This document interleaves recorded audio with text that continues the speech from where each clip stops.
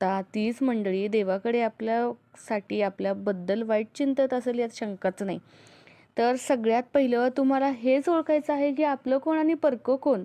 हा भेद समजला ना तर अर्ध्या अडचणी तुमच्या तिथेच संपतील. दुसरं म्हणजे लक्ष्मी बंधन म्हणजे काय, तर आर्थिक अडचणी सतत येणे, पैशाची चणचण भासणे, अशांतता वाढणे, आळस भरणे, नवीन कामामध्ये उत्साह जोम न लागणे, धनलाभ होणार असतो यामध्ये अडथळे येणे, यांसारख्या यांसारख्या असंख्य समस्या उद्भवतात.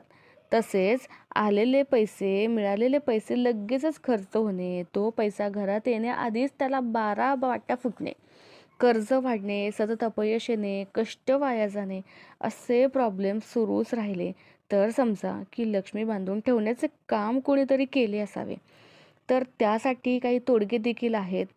तर ते आपण आपल्या संसारासाठी आपल्यासाठी नक्की करूयात. ते कोणते? तर सगळ्यात पहिलं तुम्ही शांत राहा. परिस्थिती कोणतीही असो, कशीही असो, पण हतबल व्हायचं नाही आहे. कोणत्याही परिस्थितीमध्ये तुम्ही सगळ्यात पहिलं शांत व्हायचं आहे. सगळं काही ठीक होईल यावरती विश्वास ठेवायचा आहे. दुसरी गोष्ट म्हणजे तुम्ही सतत प्रयत्नार्थी राहायचं आहे.